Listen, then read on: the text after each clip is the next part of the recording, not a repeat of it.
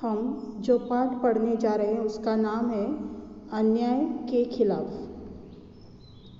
यह एक सच्ची घटना है और उस समय की है जब हमारे देश पर अंग्रेज़ों का शासन था।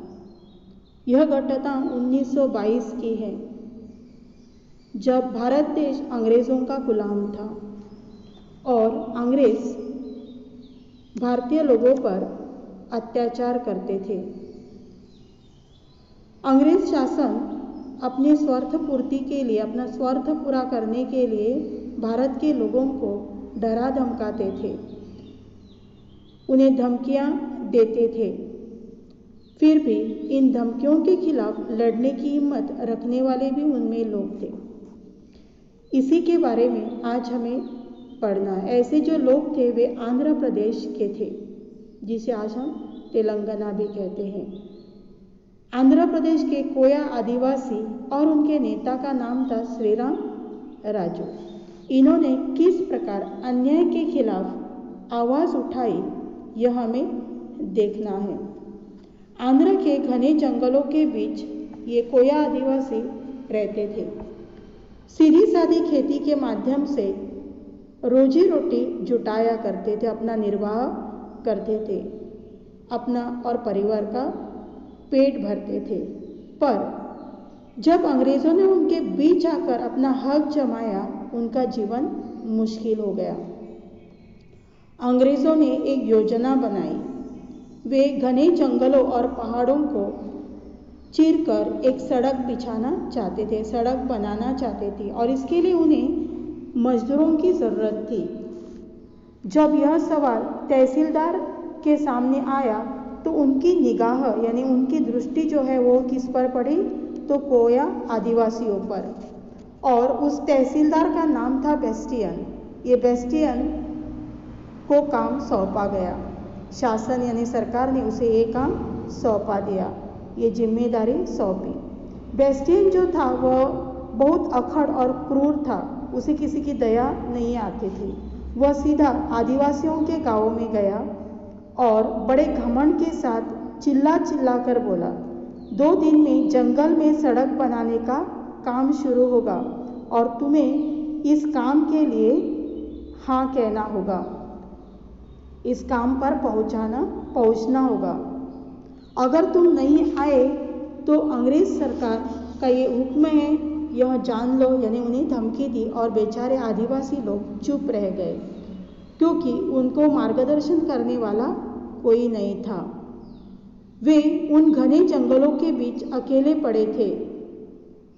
कुछ पूछना चाहते थे, लेकिन पूछे तो किसे पूछे, कुछ करे तो क्या करे, उन्हें मालूम नहीं था। फिर भी किसी ने हिम्मत करके तहसीलदार से पूछ लिया कि काम जरूर करेंगे हम, लेकिन उसके बदले में हमें क्या मिलेगा। तब बेस्टियन का चेहरा तमतमा गया, मतलब वह क्रोधित हो गया और जोर से पूछने लगा, क्या मिलेगा मतलब? हुक्म बजाना नौकर का काम है, तुम नौकर हो और हम मालिक, कोई सवाल नहीं पूछ सकते हो।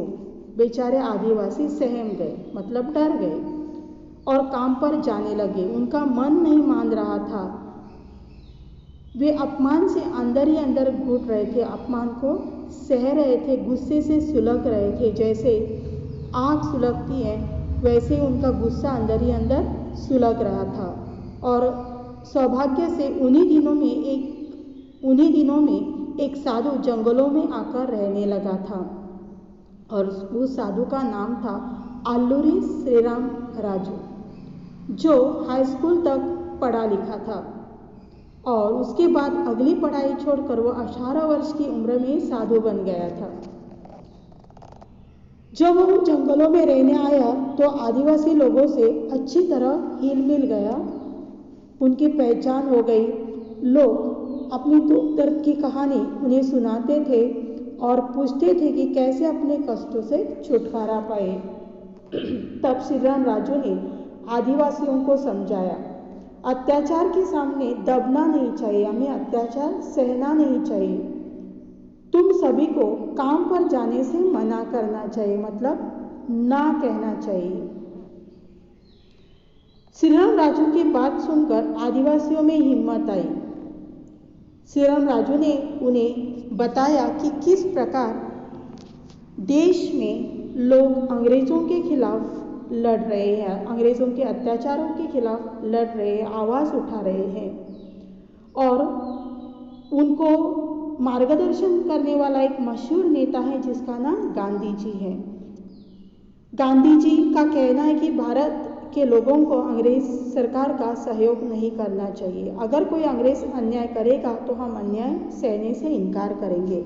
आदिवासियों का संपर्क भारतीयों से नहीं था, वे जंगल में रहते थे, पूरा दिन जंगल में ही बिताते हैं। आगे हम दूसरे भाग में देखेंगे।